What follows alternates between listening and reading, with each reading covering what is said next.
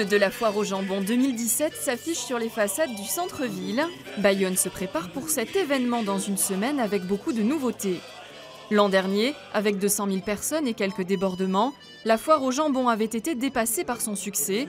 Cette fois, les organisateurs changent les règles. Les bandas seront interdites dans les rues, tout comme les sonos et comptoirs extérieurs.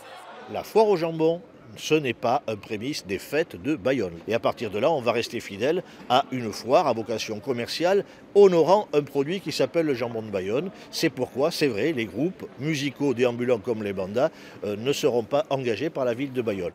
Une trentaine de vigiles recrutés pour l'événement, une passerelle capable de supporter la foule devant un immeuble instable. Le budget sécurité de la foire a bondi de 40 000 € cette année. Il y aura du changement aussi côté festivités, avec une braderie pendant 3 jours et le vendredi consacré à la fabrication de cochonailles devant le public. Il y aura un demi-cochon qui va arriver comme ça.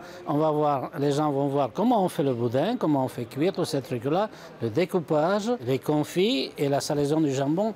Les gens vont voir ça sur le carreau des Halles. L'édition 2017 marque aussi le retour du consortium du jambon de Bayonne. Les représentants de la filière étaient absents de l'événement depuis 2 ans.